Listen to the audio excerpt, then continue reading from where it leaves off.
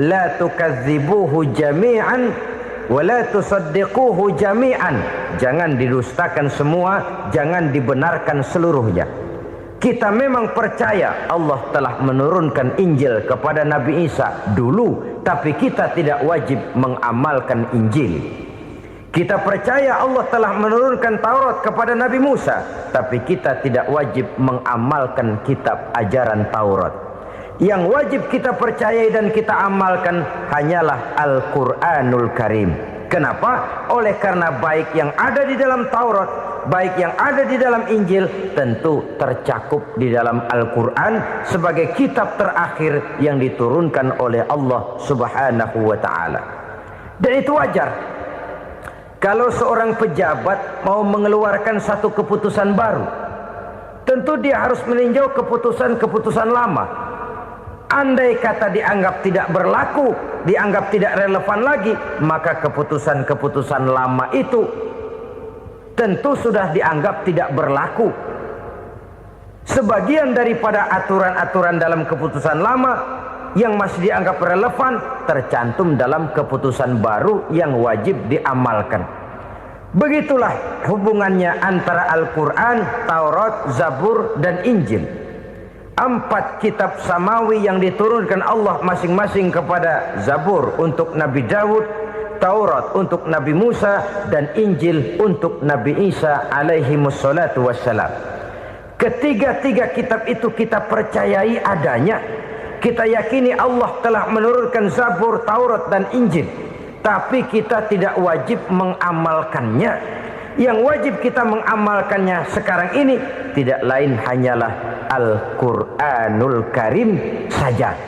Di dalam kehidupan kita sebagai seorang muslim, minimal 5 kali dalam sehari semalam kita mendengar seruan untuk mendirikan solat yang disebut azan. Ada kalimat menarik di dalam kalimat azan itu, yakni seruan hayya 'alal falah, marilah menuju kepada keberuntungan, marilah meraih kemenangan. Seruan ini adalah kecenderungan dari setiap manusia, apapun warna kulitnya. Artinya, setiap orang dalam hidup selalu ingin meraih dan mencari kemenangan. Kemenangan akan melahirkan kepuasan batin, dan kepuasan batin memberikan kebahagiaan. Sedangkan kekalahan melahirkan penderitaan batin, dan penderitaan batin menjerumuskan seseorang di dalam berbagai bentuk kerugian. Jikalau inilah seruan azan, maka masalahnya ialah apa yang menyebabkan kita meraih kemenangan. Al-Quranul Karim memberikan tuntunan dan ajaran kepada kita bahwa orang-orang yang memperoleh kemenangan itu tidak lain adalah orang-orang yang bertakwa. Hanyalah mereka yang bertakwa kepada Allah Subhanahu wa Ta'ala pada akhirnya akan tampil sebagai pemenang. Lalu siapa orang yang bertakwa itu? Dijelaskan dalam awal-awal Al-Baqarah, orang yang bertakwa yang akan meraih kemenangan. Pertama, allazina yu'minuna bil ghaib, yaitu orang-orang yang beriman kepada yang gaib, percaya bahwa ada alam yang gaib, alam yang abstrak, alam yang tidak bisa dijangkau oleh salah satu daripada panca indera kita. Mereka percaya dan beriman kepada adanya malaikat, beriman kepada adanya iblis dan jin, beriman kepada adanya alam kubur, beriman kepada adanya alam mahsyar, beriman kepada adanya alam akhirat, beriman kepada adanya surga dan neraka. Beriman bukan cuma sekedar beriman dalam ucapan bibir saja, tetapi beriman yang nilai iman itu mampu mewarnai gerak dan gaya hidupnya. Iman yang meresap sampai ke tulang sumsum, kemudian memberikan dampak positif di dalam kehidupan manusia. Alam, kita tahu, adalah sesuatu yang selain Allah, dan Allah bukanlah alam. Apapun namanya selain daripada Allah itu adalah alam. Alam pada hakikatnya terbagi menjadi dua. Ada alam syahadah, alam nyata, alam konkret, alam yang bisa dijangkau oleh salah satu indera kita. Kemudian ada alam ghaib, alam yang tidak bisa dijangkau oleh panca indera kita, alam metafisika, alam abstrak, alam yang wajib kita imani keberadaannya. Kita percaya bahwa malaikat itu ada. Kita percaya kepada jin, bahwa jin itu ada. Kita percaya kepada adanya iblis dan setan. Bukan percaya kepada iblis dan setannya, percaya bahwa iblis dan setan itu ada. Itu termasuk salah satu daripada sifat orang yang bertakwa kepada Allah. Saudara-saudara kaum muslimin rahimakumullah, kecenderungan pembangunan yang lebih bersifat materialistis biasanya menggeser aspek kehidupan rohani. Orang berpikir empiri, dan dalam pola pikir yang demikian maka alam gaib tidak lagi mendapat perhatian. Aspek kehidupan yang bersifat rohaniah malah mulai ditinggalkan. Akibatnya terjadilah kepincangan di dalam kehidupan kita. Pernah ada satu pengalaman pribadi dalam perjalanan kembali ke tanah air. Dalam pesawat di sebelah kanan saya duduklah seorang Jerman namanya Heiner Simonsen. Iseng saya ajak kenalan, saya ajak ngobrol, saya tanya dia. Saya bilang, Mas Heiner ini, kalau pesawat yang kita tumpangi ini jatuh ke bawah, kira-kira apa yang bakal terjadi, Mas? Dia bilang, kita semua akan mati. Begitu? Iya. Oke. Apa itu mati? Tanya saya. Dia bilang, untuk tahu apa itu mati, kita harus tahu lebih dahulu apa itu hidup. Saya pikir nih bule bisa ngomong juga. Baiklah kata saya. Apa hidup menurut Anda itu? Oh, hidup itu dia bilang, kalau seluruh anggota badan kita bekerja secara normal, paru-paru memompa darah secara normal, jantung berdetak secara normal, sel-sel tubuh bekerja secara fit, dan organisme tubuh hanya mau bekerja secara normal, dia bilang, kalau kita memberi makan yang cukup, menu yang teratur, dan gizi yang lengkap. Saya bilang, kesimpulannya apa, Ner? Dia jawab, hidup adalah dari tangan ke mulut. Life is from the hand to the mouth, kata dia. Hidup adalah dari tangan ke mulut. Jadi masalah hidup tidak lebih daripada masalah isi perut. Orang pergi pagi, pulang sore, peras keringat, banting tulang, perut yang dibelain. Saya bilang, you are wrong. Sampean salah, Ner. Kamu orang Islam bukan? Bukan. Pantas. Kenapa saya salah? Dia bilang, ya jelas salah. Salahnya di mana? Kamu ini manusia. Kalau hidup cuma dari tangan ke mulut, saya bilang, kambing di kampung saya juga begitu pikirannya, Ner. Itu kambing di kampung saya, asal perutnya kenyang, sudah hidup dia. Perkara besok bagaimana, lusa prospeknya macam mana, bulan depan ada apa, kambing nggak pernah mikir. Di kampung saya kambing juga pikirannya begitu. Kamu Kristen ya? Tadinya. Loh kok tadinya, lalu apa sekarang kamu ini? Dia bilang, sekarang saya netral. Saya tidak beragama, tapi saya percaya kepada Tuhan sebagai pencipta alam. Saya ingat benar dia bilang, I haven't any religious, but I believe to God as the creator of the world. Kenapa bisa netral begitu, Ner? Habis saya bingung katanya. Islam bilang Islam baik, Kristen bilang Kristen baik, Hindu Buddha bilang Hindu Buddha baik, semua agama baik. Saya netral sekalian, nggak beragama. Yang penting saya percaya kepada Tuhan. Saya bilang, Ner, kamu ini kayak orang mau beli celana, lalu bingung.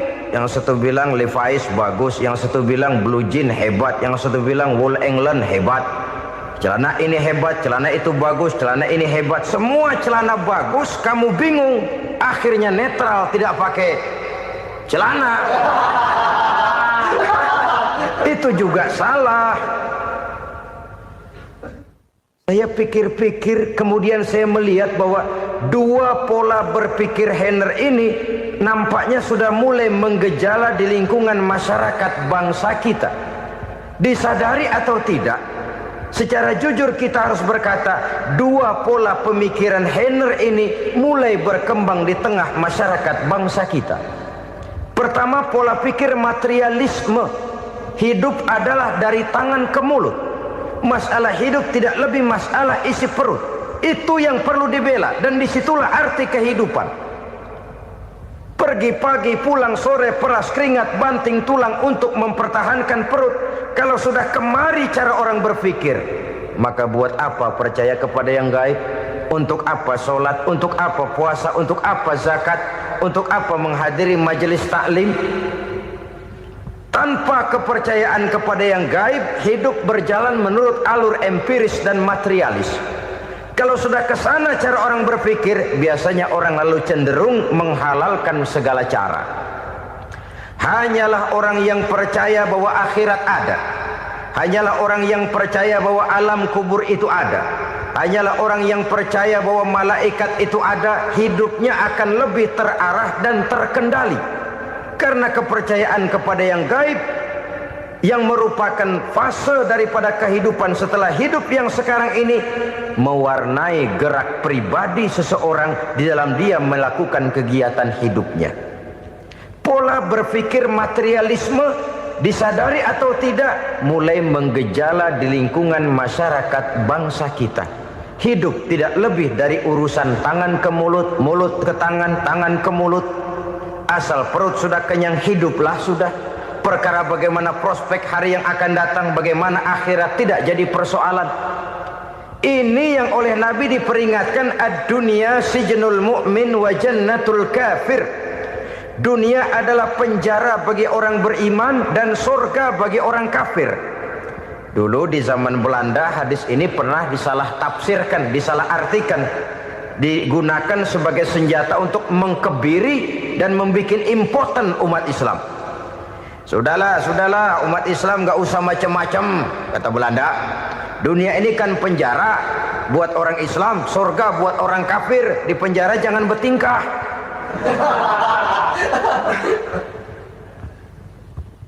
Pengertiannya tidak begitu. Dunia adalah penjara bagi orang mukmin. Artinya dalam kehidupan dunia seorang mukmin tidak bebas memperturutkan hawa nafsunya. Di penjara hawa nafsunya itu. Sebaliknya surga bagi orang-orang kafir. Buat orang kafir surgalah dunia ini. Mereka bebas memperturutkan hawa nafsunya. Dilarang tidak terlarang, dicegah pun tidak tercegah. Mereka hidup menurut alur bisikan nafsu mereka sendiri. Kemudian bila ajal datang, maut merenggut nyawa, selesailah surganya sampai di situ. Maka bagi orang-orang yang tidak percaya kepada adanya akhirat, kepada adanya alam gaib, surganya sebatas umurnya. Sekali lagi, surganya sebatas umurnya. Bila umur selesai, ajal pun datang merenggut nyawa, selesailah sudah surganya sampai di situ. Alangkah pendeknya perjalanan orang-orang yang tidak percaya kepada alam gaib ini. Bagi kita mukmin, jikalau kita mampu memenjarakan hawa nafsu, kita bisa bahagia di dunia ini. Dan Islam memang tidak menyuruh kita sengsara di dunia. Raih dunia, kejar dunia, gapai dunia sebagai alat untuk mencapai kebahagiaan di akhirat nanti. Hidup adalah satu perjalanan panjang yang terbentang sejak kita terlahir dari alam rahim sampai kepada alam akhirat nanti. Andai kata kita gagal meraih kebahagiaan di dunia, toh kita masih punya akhirat. Tapi jangan jadi dalil yang melemahkan semangat. Biarin dah kita di dunia kebelangsak, yang penting akhirat. akhirnya dunia benar-benar kebelangsah. Bagaimana dunia ini bisa kita raih, dan bagaimana meraih dunia untuk menunjang kepentingan akhirat nanti.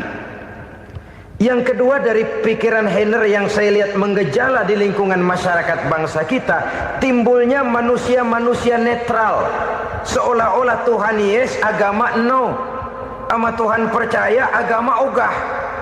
Tuhan ngangguk, giliran agama godeng. Padahal hampir dalam setiap ayat dalam Quran, kata-kata amanu biasanya bergandeng dengan wa amilus sholihat, iman dan amal soleh. Ini sebagai isyarat Tuhan dan agama jangan pernah dipisah-pisah. Apabila kita bertuhan, maka kita harus beragama. Apabila kita beragama, maka agama itu harus bersumberkan dari Tuhan yang kita imani itu. Tidak mungkin kita pisah Tuhan yes, agama no. Sama Tuhan percaya tapi agama bikin sendiri. Sembayangnya cukup bengong 2 jam madep ngulon.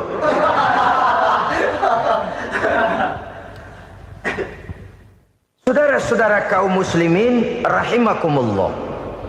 Jadi dengan demikian, agama yang kita akui merupakan unsur mutlak di dalam pembangunan sekarang ini, merupakan bagian dari kehidupan yang menuntun kita bahwa di balik alam nyata ini, di balik alam syahadah ini ada alam gaib. Dan mudabbir, murabbi, yang mengatur, yang menguasai, yang memelihara baik dia alam nyata, baik dia alam gaib, tidak lain adalah Allah Subhanahu wa taala. Di sana ada satu super power, satu maha kekuatan yang kita perlu bersandar kepadanya. Sebagai makhluk nyata yang hidup di alam nyata, berbuatlah secara nyata sebagaimana harusnya kita berbuat. Karena Islam jelas bukan agamanya orang pemalas. Islam jelas bukan agamanya orang yang mengajarkan setelah selesai sholat boleh duduk, nggelenggem ayam-ayam, ndelohom, menghitung bintang di langit sambil menunggu keajaiban. Tidak. Islam adalah agama yang mengajarkan apabila sholat sudah selesai kamu kerjakan, bertebaranlah di permukaan bumi, cari karunia Tuhanmu. Jangan hidup berpangku tangan menunggu keajaiban, karena hidup bukan undian. Jangan berharap untung besar tanpa mau peras keringat. Tapi di sebalik itu toh kita juga harus yakin bahwa di sisi usaha nyata yang kita lakukan ada satu super power, satu maha kekuatan gaib yang menentukan berhasil dan tidaknya usaha kita. Kepercayaan kepada hal semacam inilah yang mendorong kita untuk mempunyai sandaran vertikal, agar jikalau usaha ini berhasil, kita tidak lupa diri dan lupa daratan.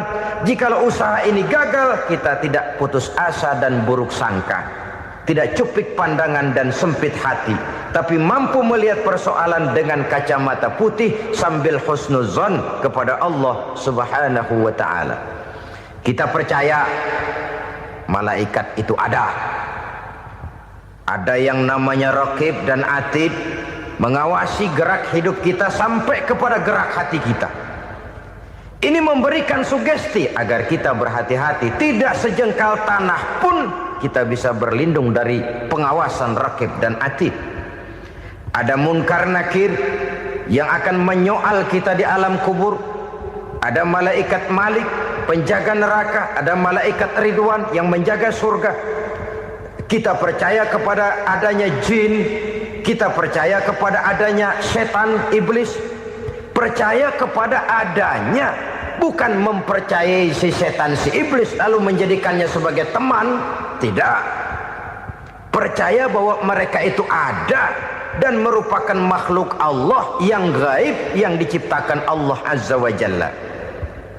Kepercayaan kepada alam gaib memberikan motivasi terhadap gerak lahir manusia, sehingga dengan motivasi kepercayaan kepada yang gaib, gerak lahir jadi lebih terarah, jadi lebih terpelihara. Pernah seseorang bertanya, "Pak, apakah adanya akhirat bisa dibuktikan secara ilmiah?" Saya bilang tidak bisa, tidak bisa. Kenapa? Karena yang berangkat nggak pernah pulang kemari lagi. Kalau dia pulang kemari bisa kita tanya bagaimana enak di sono. Cuma secara moral saya katakan, lebih beruntung orang yang percaya kepada akhirat daripada yang tidak. Sekarang saudara percaya akhirat ada, lalu saudara baik-baik di dunia, sholat, puasa, zakat, menolong orang lain, menebarkan kebajikan. Saudara mati, andai kata akhirat tidak ada, toh dalam hidup saudara sudah berbuat baik, paling tidak nama saudara akan dikenang sebagai orang baik. Sebaliknya, saudara percaya, kata saya, bahwa akhirat tidak ada, lalu hidup semau-maunya, tenggelam dalam maksiat dan munkarat, menentang Allah, tidak mau ruku dan sujud. Lalu saudara mati, kemudian akhirat ada, ayo mau apa? Bekal tidak punya. Jadi secara moral lebih beruntung orang yang percaya kepada adanya akhirat daripada yang tidak percaya. Dan itu alam gaib yang tidak bisa dibuktikan secara eksat. Jangankan untuk membuktikan seperti itu, dalam kehidupan sehari-hari saja yang kita rasakan tidak selalu berbentuk toh. Angin, bagaimana sih bentuknya angin? Kita tidak tahu. Merah, buktinya kalau dikerok merah. Yang merah itu kulit, yang kulit kita bukan anginnya. Sakit, rasa sakit itu ada, tapi bagaimana bentuk sakit kita nggak pernah tahu. Kalau kita makan cabai pedas, bagaimana bentuk pedas itu tidak ada, tapi rasa ada. Bentuk pedas hijau, cabenya bukan pedasnya. Tidak semua yang kita rasakan bisa kita gambarkan dalam bentuk yang konkret. Oleh karena itu, sekali lagi bahwa kepercayaan kepada alam yang gaib mampu memberikan satu sugesti yang menata kehidupan seseorang lebih lurus, lebih terarah, dan lebih terkendali. Maka wajar kalau kepercayaan kepada yang gaib mengantarkan seseorang untuk meraih kemenangan. Kenapa? Dia percaya kepada yang gaib, bahwa akhirat ada, bahwa alam kubur ada, bahwa pertanggungan jawab itu ada. Maka dia lalu tidak hidup saenae udele dewe, itu loh. Tidak hidup menurut seleranya sendiri, terarah, teratur. Ini cirinya yang pertama. Orang bertakwa yang akan meraih kemenangan, mereka beriman, mereka percaya kepada yang gaib. Bahkan hal-hal konkret saja selalu berangkat dari yang gaib. Saudara-saudara, para remaja, para pemuda sekarang ini tidak pernah tahu toh siapa yang akan jadi teman hidup saudara. Kita bisa saja ngerancang, mentargetkan, tapi toh akhirnya yang namanya jodoh bukan kekuasaan kita. Rezeki di luar kemampuan kita. Begitu juga ajal. Maut, jodoh, ajal adalah contoh-contoh konkret bahwa pada akhirnya yang gaiblah yang menentukan. Bertahun-tahun ngelancong, emang jodoh seret, nggak jadi.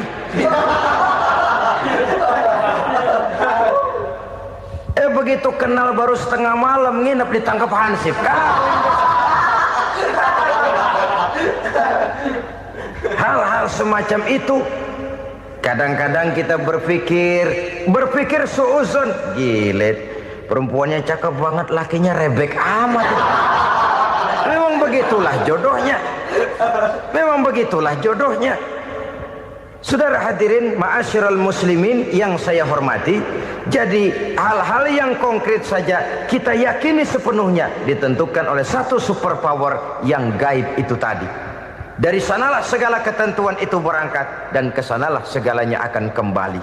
Maka kepercayaan kepada yang gaib meluruskan gerak hidup seseorang dan itu akan mengantarkan dia kepada meraih kemenangan. Satu. Yang kedua, wa yuqimuna shalah. Orang bertakwa yang akan meraih kemenangan itu adalah orang-orang yang mendirikan sholat. Kenapa sholat mengantarkan orang untuk meraih kemenangan? Yang jelas, inna sholata tanha anil fahsya'i wal munkar. Sholat mampu mencegah manusia dari perbuatan keji dan munkar. Banyak filsafat hidup yang terkandung di dalam solat ini. Sejak kita wudhu sampai kita menghadap ke arah kiblat, sampai kita melakukan gerak-gerak solat, bacaan-bacaan yang ada di dalam solat, lalu sampai kepada mengucapkan salam. Banyak filsafat hidup yang terkandung di dalam solat. Umpamanya saja, setelah takbiratul ihram, mulai kita dengan solat dalam posisi berdiri. Diajarkan dalam kitab-kitab fikih agar kita melihat ke arah tempat sujud. Ini kan filsafat kehidupan. Kalau kamu solat dalam posisi berdiri, lihat tempat sujud. Jangan solat mata jelalatan, sebab nanti bisa mengurangi kekhusyuan. Jadi wajar kalau yang dikatakan bahwa yang paling afdol adalah shaf yang di depan. Kenapa? Secara harfiah pengertiannya akan lebih mengundang kekhusyuan. Kenapa? Kalau kita di shaf paling depan di masjid umpamanya paling banter, kita lihat tembok. Tapi kalau kita shaf di tengah atau di belakang, orang-orang di depan kita pun akan kelihatan. Yang bajunya loreng, yang bajunya genggang, yang bajunya macam-macam. Kita lihat, kadang-kadang kita pikirin, ada yang bajunya bolong. Kita sholat tapi dalam hati, nih orang bajunya robek, yang nggak tahu apa. Ada saja hal-hal yang mengusik kekhusyuan kita. Oleh sebab itu diajarkan dalam posisi berdiri, lihat, arahkan pandangan matamu kepada tempat sujud. Ini kan filsafat kehidupan. Maksudnya apa? Kalau lagi diri, lihat dong tempat sujud. Kalau udah di atas, ingat dong sama yang bawah. Kalau sudah tinggi, ingat dong dari mana kamu berangkat. Kalau sudah berkuasa, bantu dong yang lemah. Kalau sudah kaya, santuni dong yang miskin. Kalau sudah alim, bimbing dong yang awam. Ini filsafat kehidupan. Dalam posisi berdiri, kau lihat tempat sujud. Ini akan melahirkan kepekaan sosial, di mana seseorang mau tahu kepada orang lainnya. Bagaimanapun kaya kita, tinggi pangkat dan jabatan kita, jikalau hidup hanya untuk kepentingan perut sendiri saja, rasanya belum membawa manfaat di dalam kehidupan kita. Tapi efek yang tertinggi sesungguhnya, solat mencegah manusia dari perbuatan keji dan munkar. Perbuatan keji dan munkar, walaupun kelihatannya mendatangkan uang, membawa keuntungan, tapi itu keuntungan semu, keuntungan sementara. Dengan menipu orang lain kita bisa dapat untung, tapi tidak membawa berkah. Dan itu adalah kerugian besar dalam kehidupan kita. Maka untuk meraih kemenangan, harus dimulai dengan membentuk kepribadian yang tegar, memiliki sandaran vertikal yang langsung kepada Allah Subhanahu wa ta'ala. Dan itu hanya bisa kita tempuh melalui jalur ibadah formal yang sudah ditentukan Allah, yakni solat yang 5 waktu. Untuk memperkuat itu, ada solat-solat sunnah, rawatib, nawafil, sebagai terminal-terminal kontrol cadangan untuk memelihara stabilitas temperatur batin di dalam kita berhubungan dengan zat yang maha gaib, yaitu Allah Subhanahu wa ta'ala.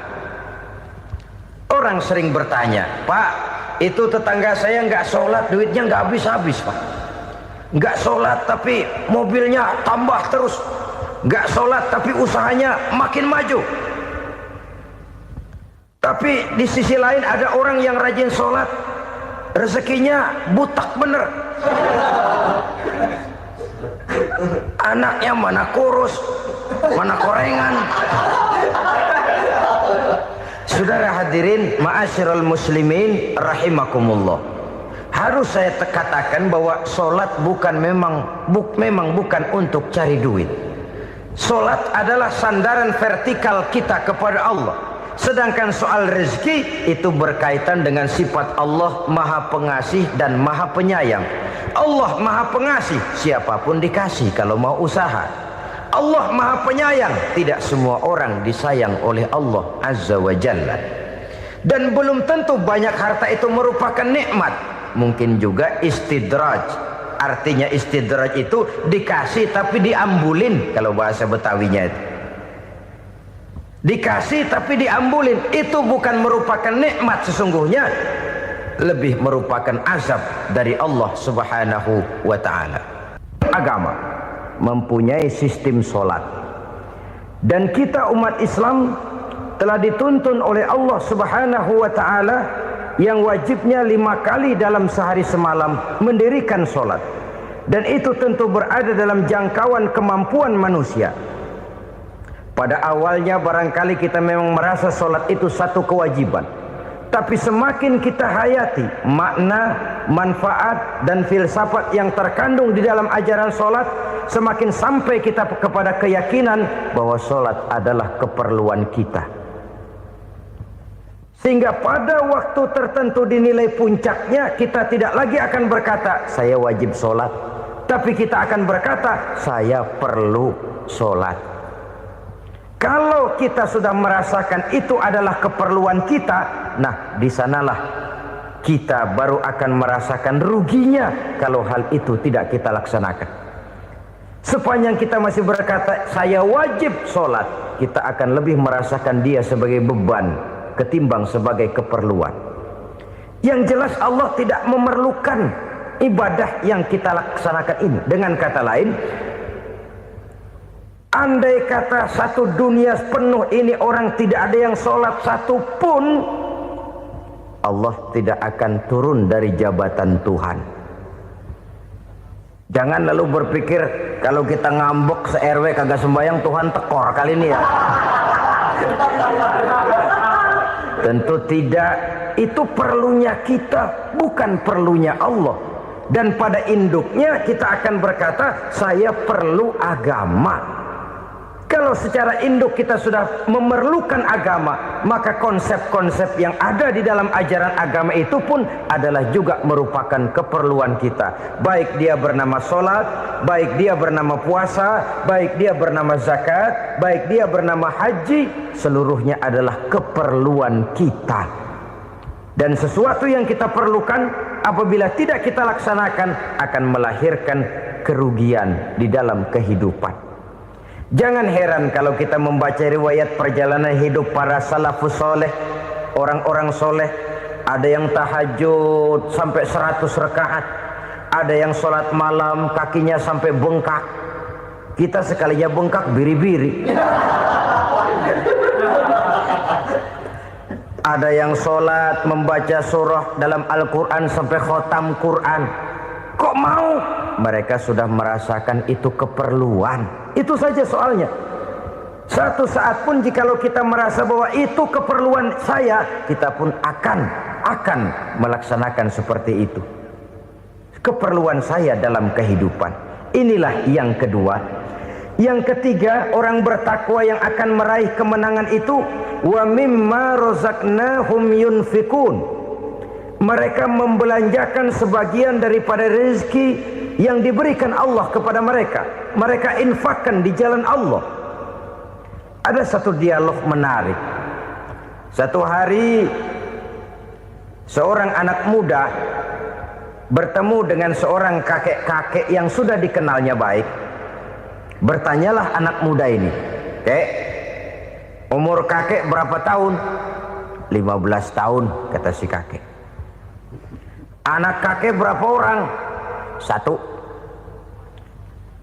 "Harta kakek berapa banyak?" 15 juta. Si anak muda ini bengong. Lalu protes, "Kok kakek bohongin saya?" "Kenapa?" "Saya tahu umur kakek 70 tahun. Kenapa ngaku 15? Saya tahu anak kakek 5. Kenapa bilang 1? Saya tahu kakek miliuner, miliaran uang kakek. Kenapa ngaku cuma 15 juta? Begini, kata si kakek tadi. Benar, umur saya 70 tahun. Tapi dari umur yang 70 tahun itu baru 15 tahun terakhir ini saya merasakan ibadah kepada Allah. Meninggalkan maksiat, jauh dari segala macam munkarat. Maka yang 15 tahun inilah yang benar-benar saya rasakan sebagai umur saya. Benar anak saya 5, tapi yang 4 susah diatur. Cuman 1 rasanya nih yang bakal jadi si buah hati belahan jantung pelanjut cerita penerus sejarah. Cuma 1 ini yang saya harapkan yang akan jadi anak soleh yang akan membuat saya menerima pensiunan pahala. Kalau yang 4 apek dah, nggak ada harapan. Yang satu nyekek botol melulu. Oh begitu, iya. Lalu kenapa kakek bilang harta kakek cuma 15 juta padahal saya tahu kakek uangnya miliaran, depositonya banyak? Ya karena 15 juta itulah yang saya ingat yang pernah saya belanjakan di jalan Allah. Saya merasa itulah harta saya yang sebenarnya. Yang miliaran yang saya simpan di bank kelak kalau satu saat saya mati akan jadi rebutan di antara anak-anak saya. Iya kalau anak saya soleh kayak yang satu ini. Kalau yang 4 tadi udah tulen dia bakal berantem dah berebut tuh. Jadi 15 juta yang saya belanjakan di jalan Allah inilah yang saya merasakan benar-benar harta saya yang sesungguhnya. Dialog ini patut menjadi bahan renungan kita bersama. Diberikan kita umur 40, 50, 60, 70, 80. Berapa tahun dari umur yang diberikan itu yang jalan mulus, yang kita gunakan untuk melaksanakan ibadah? Banyak harta kita simpan di bank, di lemari, di dompet, di tas. Tapi berapa yang sudah kita depositokan di jalan Allah yang akan menemani kita di hari kita kembali nanti? Maka orang bertakwa yang akan meraih kemenangan, wa mimma razaqnahum yunfikun, mereka membelanjakan sebagian dari rezeki yang diberikan Allah di jalan Allah Subhanahu wa ta'ala. Ma'asyiral muslimin rahimakumullah. Zahirnya memang kita memberikan kepada orang lain, tapi hakikatnya kita menyimpan untuk diri kita sendiri. Kita memberikan kepada yatim piatu 25.000. Zahirnya kita memberikan si yatim, hakikatnya kan kita cuma nyimpan. Saya berikan, titip kepadamu, ini untuk saya di akhirat. Kau boleh belikan baju, kau boleh belikan untukmu makan, kau boleh bayarkan sekolahmu. Ini untuk saya. Hakikatnya kita nyumbang masjid 1 juta, zahirnya kita berikan kepada panitia masjid, tapi hakikatnya kan cuma titip 1 juta ya untuk saya di alam kubur nanti. Silahkan kau boleh belikan semen, ini uang, belikan besi, belikan pasir. Saya cuma sekedar titip untuk kepentingan saya. Hakikatnya kita cuma sekedar menitip. Sebagaimanapun pada hakikatnya, apapun yang kita miliki dalam kehidupan kan cuma sekedar hak guna pakai, bukan hak milik mutlak. Harta kita, rumah kita, kendaraan kita, kebun kita, pabrik kita, hak guna pakai saja. Hak milik mutlak cuma untuk Allah Subhanahu wa ta'ala. Saudara-saudara kaum muslimin rahimakumullah. Ini yang ketiga. Kemudian yang keempat, orang-orang bertakwa yang akan meraih kemenangan, allazina yu'minuna bima unzila ilaika. Mereka yang beriman, mereka yang percaya kepada apa yang telah diturunkan kepadamu Muhammad, ay Al-Quran, yakni Al-Quranul Karim.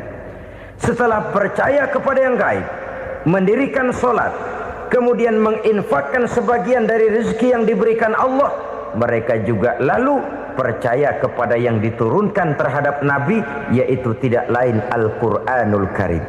Sekali lagi di sini, percaya bukan hanya sekedar percaya saja, tetapi percaya lalu menjadikan Al-Quran itu sebagai pedoman hidup. Sebab memang Al-Quran itu adalah GBHM, garis-garis besar haluan muslim. Apa yang harus kita lakukan, apa yang harus tidak kita lakukan, bagaimana mestinya kita bertingkah laku dan berbuat, seluruhnya tercantum di dalam Al-Quranul Karim.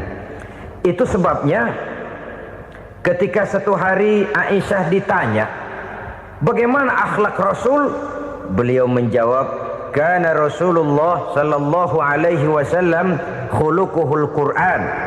Akhlak daripada Rasulullah tidak lain adalah Al-Quran. Jawaban simpel ini memberikan gambaran bahwa keseluruhan daripada konsepsi Quran sudah diterjemahkan dalam kehidupan Rasulullah sallallahu alaihi wasallam.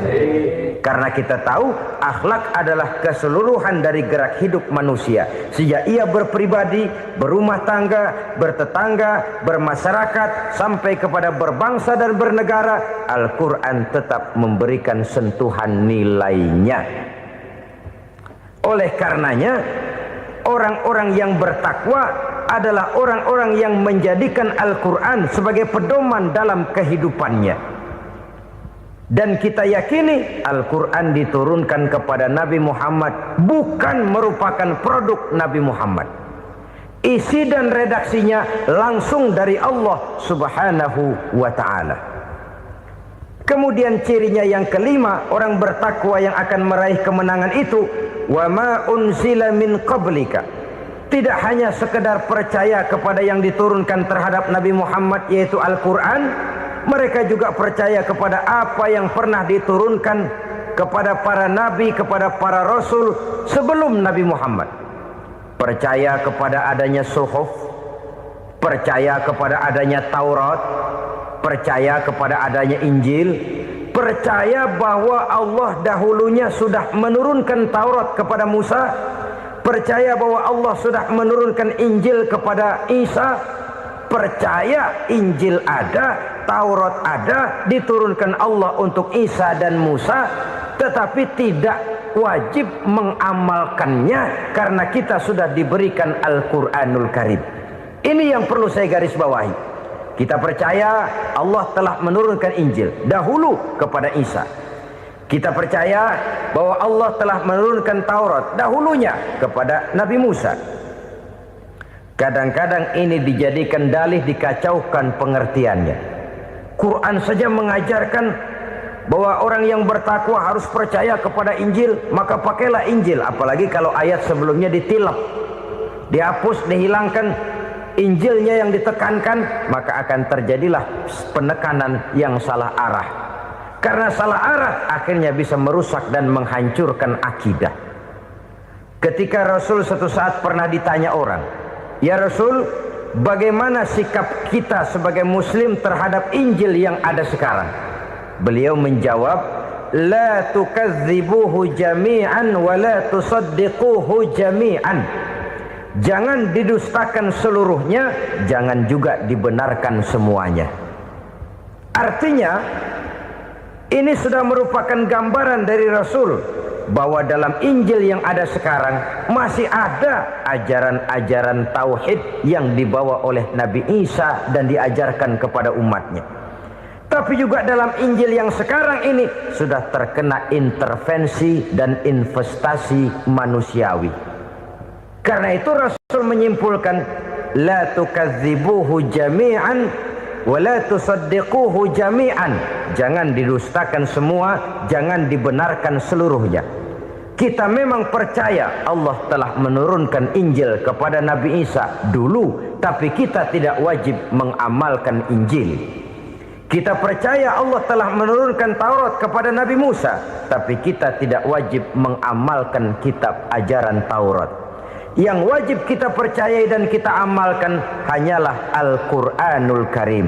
Kenapa? Oleh karena baik yang ada di dalam Taurat, baik yang ada di dalam Injil, tentu tercakup di dalam Al-Quran sebagai kitab terakhir yang diturunkan oleh Allah Subhanahu wa ta'ala.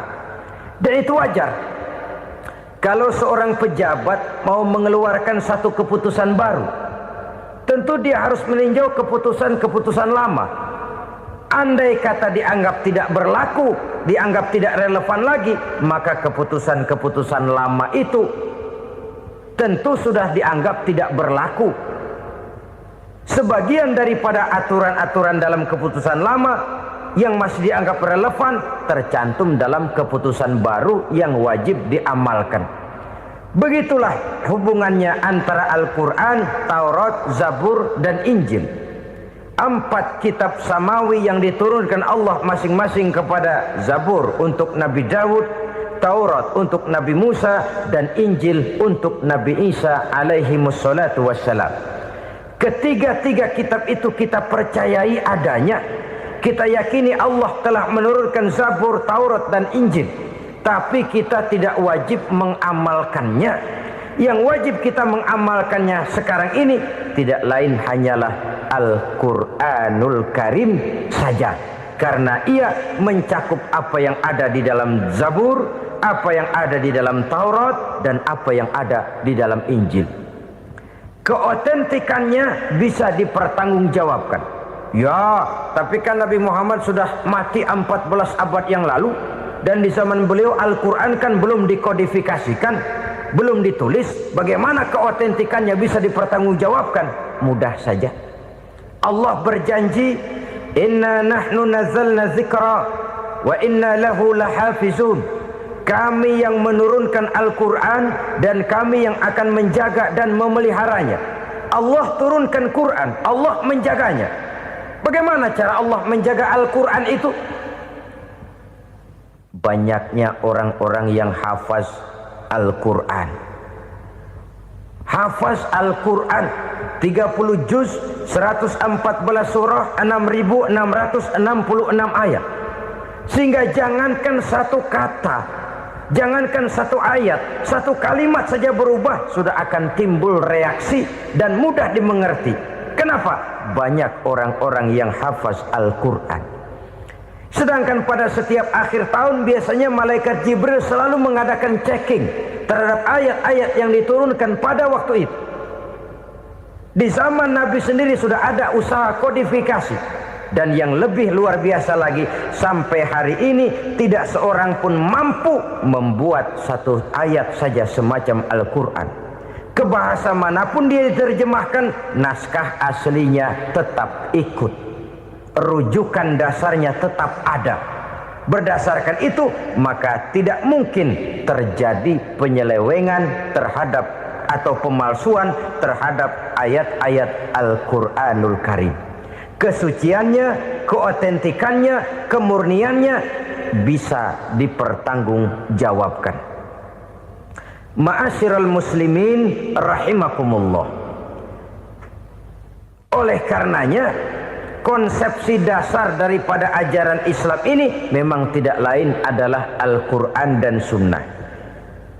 Isi daripada agama Islam yang merupakan iman, Islam dan ihsan, konsepsi dasarnya tidak lain adalah Al-Quran dan Sunnah Rasulullah Sallallahu Alaihi Wasallam. Maka yang kita perlukan sekarang ini adalah terjemahan Al-Quran di dalam kehidupan kita. Dengan demikian, maka gaya kehidupan yang lebih Qurani itulah yang kita dambakan. Kita perlu memang terjemahan Quran dalam bahasa Inggris, dalam bahasa Belanda, dalam bahasa Jepang, tapi yang lebih kita perlukan adalah terjemahan Quran di dalam kehidupan kita. Konsekuen, tidak memanipulasi, ringan sama kita jinjing, berat sama kita pikul. Jangan kalau lempengan ayat Quran tuh kira-kira enak diamalin, keras teriakan kita. Giliran kira-kira ayat Quran itu mukul kepala kita sendiri, diam kita. Itu ciri yang pernah disindir Allah dalam awal-awal Baqarah juga. Ciri beragamanya orang yang munafik. Kullama adha'a lahum masyawfih, kata Allah. Wa iza azlama alaihim qamu. Apabila terang mereka jalan, apabila gelap mereka berhenti. Artinya, kalau kira-kira di Islam nguntungin, rame-rame pada teriak Islam. Tapi ketika diminta untuk berjuang, ketika dituntut untuk berkorban, rame-rame mengundurkan diri. Nasib agama tidak ubahnya seperti daun pisang yang dikait orang di tepi jalan lantaran tak berpayung di ketika hari hujan. Manakala hujan usailah sudah, daun itu pun dicampakkan di tepi jalan, diinjak pula orang nan lalu. Artinya, orang menjadikan agama cuma sebagai lipstick, decoration only, tidak konsekuen. Hanya pada saat-saat kelihatannya Islam membawa keuntungan, rame-rame orang teriak-teriak tentang Islam. Tapi jikalau diminta berjuang, jikalau dituntut untuk berkorban, biasanya rame-rame juga mengundurkan diri. Jangan heran kalau mayoritas hitungan kita, tapi minoritas peranan kita. Kuantitas kita dalam jumlah, tapi dalam kualitas kita lebih sering jadi penonton daripada jadi pemain. Padahal itu sangat tidak boleh terjadi. Umat Islam di Indonesia harus bangkit. Umat Islam di Indonesia harus sadar akan keberadaannya. Tidak boleh hanya jadi penonton berpangku tangan, karena memang agama kita juga mengajarkan untuk konsekuen di dalam menjabarkan ajaran-ajaran daripada agama kita. Kita sering jatuh menjadi umat yang lemah oleh karena kita ini tidak pandai menggalang kebersamaan yang diakibatkan tidak konsekuennya kita. Diistilahkan bahwa umat Islam di dalam menggalang kebersamaannya itu harus seperti orang main sepak bola. Saudara-saudara kan tahu orang main sepak bola itu. Orang main sepak bola, kalau pertandingan belum dimulai sih silakan saja kumpul di luar lapangan, atur strategi yang baik. Tapi kalau pertandingan sudah dimulai, turun ke lapangan hijau, jangan kumpul terus. Ada sepak bola gotong royong, mundur rame-rame, depan ke depan kumpul melulu mainnya. Kalah. Orang main sepak bola itu ya harus ada penyerang tengah, harus ada penjaga gawang, harus ada strikernya, harus ada kiri luarnya, kanan dalamnya yang jadi backnya. Posisi boleh bermacam-macam, tapi yang penting saling ngoper untuk menggolkan gawang lawan. Begitulah umat Islam ini. Boleh ada yang jadi pejabat, boleh ada yang jadi pengusaha, boleh ada yang jadi petani, silakan ada yang jadi seniman, ada yang jadi penyair, ada yang jadi artis sekalipun. Tapi kalau sudah berhasil menguasai bola, jangan lupa operannya. Operan itu yang langka. Kita ini muslim kadang-kadang kalau sudah memegang menguasai bola, kalau belum mau mampus, belum mau ngoper. Nanti kalau sudah nggak punya bola, baru mau ngoper. Kalau sudah dengar-dengar mau dekat pensiun, baru mau jihad, baru mau berjuang, baru mau ngurus pesantren. Tanda tangan sudah tidak laku, memo sudah tidak dihargai, baru mau berjuang. Kemarin kemana mas? Kita tidak pandai memanfaatkan posisi. Dengan kata lain, kalau kembali kepada persoalan kita, konsekuensi kita terhadap agama yang kita anut ini belum ideal. Kita masih lebih sering berislam ini pada saat-saat yang menurut perhitungan kita membawa keuntungan. Tapi kalau diminta berjuang, dituntut berkorban, yang itu pun hakikatnya adalah untuk kepentingan kita juga. Allah tidak pernah menuntut kita untuk jihad bagi kepentingan Allah, itu tidak. Berjuang menegakkan agama Allah, apakah untuk kepentingan Allah? Tidak. Untuk kepentingan kita. Sebab nilai-nilai jihad itu pada akhirnya akan membawa kita kepada suatu kebahagiaan. Setidaknya kalau tidak di dunia, tentu di akhirat sebagai syahid. Oleh karena itu, pada bagian akhir ini saya ingin mengajak, marilah kita konsekuen. Sekali kita berkitabkan Al-Quranul Karim, mari dia kita jadikan pedoman. Jangan cuma kita jadikan sebagai penghias dinding, pelengkap rumah, bahwa di rumah kita ada Al-Quran, tapi yang baca kecoa. Habis pada bolong tuh Quran. Yang penting kan punya Quran. Ditaruh di pintu rumah. Biar apa? Biar kuntilanak kagak masuk katanya.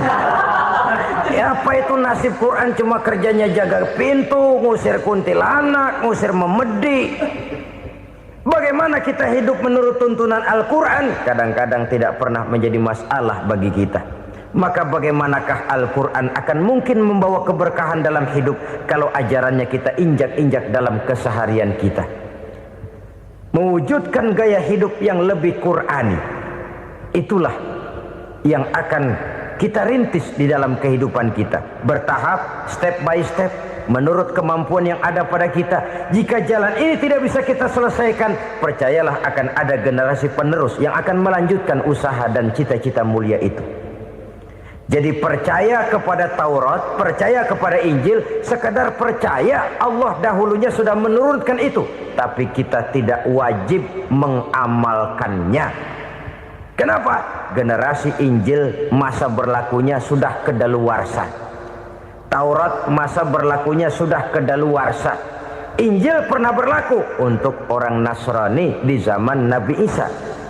Taurat pernah berlaku untuk orang Yahudi di zaman Nabi Musa. Setelah generasinya berlalu, datang Rasul penutup yang membawa Al-Quranul Karim, maka Al-Quran itulah yang berlaku menjadi pedoman sampai hari akhir nanti. Jangan jauh dari Al-Quran, karena apabila ini kita lakukan, maka kita akan kembali kepada satu gaya hidup yang jauh dari tuntunan agama, dan itu artinya kita akan semakin jauh untuk meraih kemenangan. Saudara-saudara kaum muslimin rahimakumullah. Yang keenam, yang terakhir, orang-orang bertakwa yang akan meraih kemenangan itu wabil akhirati hum yuqinun. Mereka percaya, mereka yakin seyakin-yakinnya akan adanya hari akhir, di mana seseorang akan mempertanggungjawabkan seluruh perbuatannya di dalam hidup ini, dan tidak ada satu perbuatan yang bagaimana kecilnya sekalipun yang tersembunyi dalam pandangan manusia yang tidak akan dibukakan persoalannya di mahkamah Qadi Rabbul Jalil di akhirat nanti. Itulah sebabnya maka percaya kepada akhirat disebut secara khusus. Padahal di awal tadi sudah dijelaskan yu'minuna bil ghaib, percaya kepada alam gaib, dan alam gaib ini termasuk akhirat. Kenapa pada bagian akhir disebut lagi akhirat? Karena ternyata bahwa kepercayaan kepada adanya akhirat merupakan induk dari kepercayaan terhadap adanya malaikat, setan, jin dan lain sebagainya, dan akan lebih memberikan sugesti dalam kehidupan manusia untuk meluruskan gerak hidupnya. Jikalau satu saat tergerak hati akan berbuat kejahatan, ingin mencuri, sadarlah, awas ada akhirat. Sebab kalau kita cuma teriak awas ada polisi, itu cuma tertunda sementara, begitu polisi meleng embat.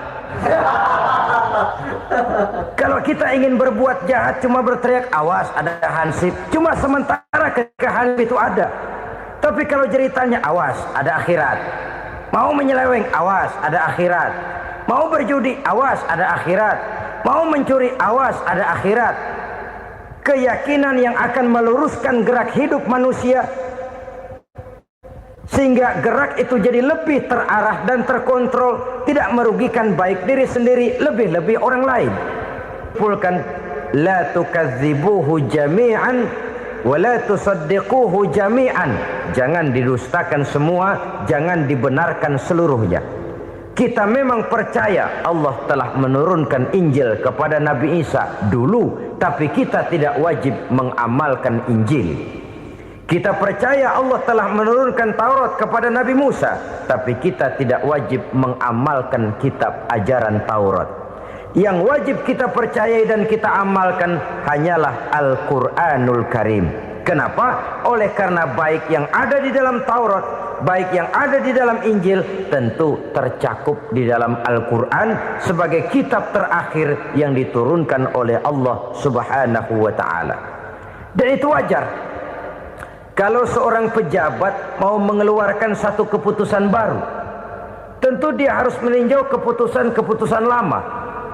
Andai kata dianggap tidak berlaku, dianggap tidak relevan lagi, maka keputusan-keputusan lama itu tentu sudah dianggap tidak berlaku. Sebagian daripada aturan-aturan dalam keputusan lama yang masih dianggap relevan tercantum dalam keputusan baru yang wajib diamalkan. Begitulah hubungannya antara Al-Quran, Taurat, Zabur dan Injil.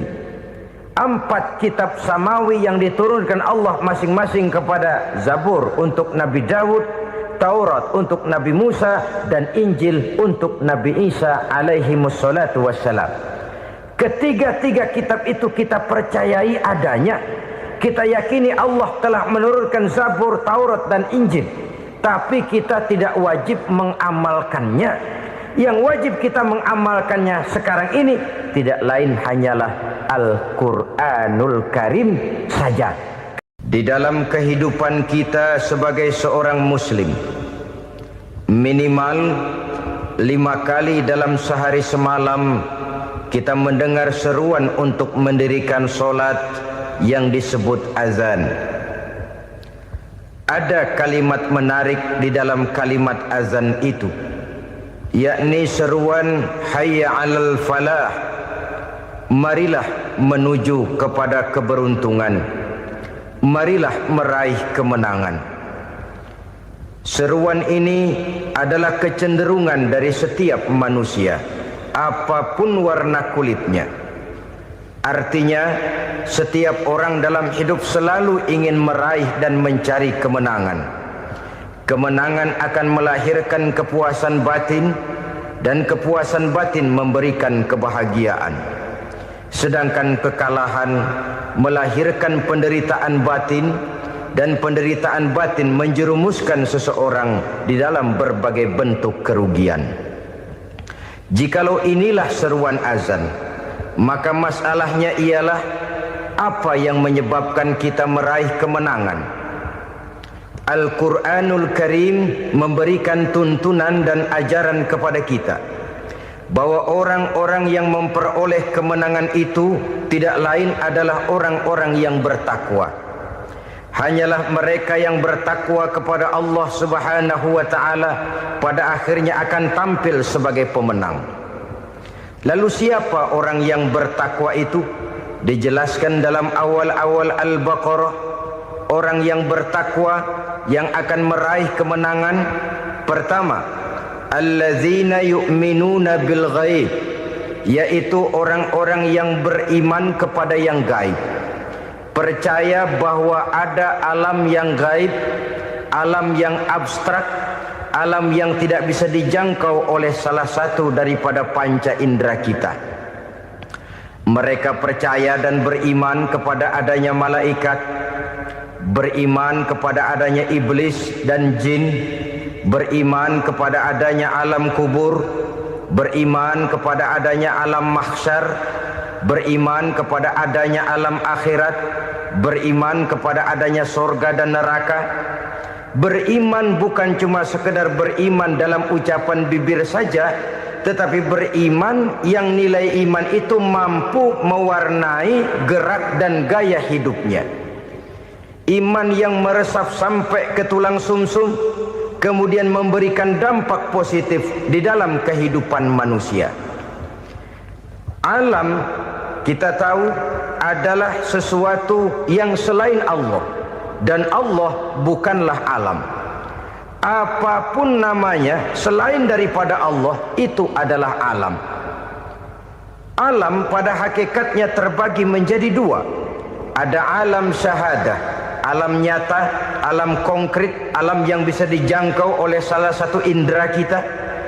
Kemudian ada alam ghaib, alam yang tidak bisa dijangkau oleh panca indera kita, alam metafisika, alam abstrak, alam yang wajib kita imani keberadaannya.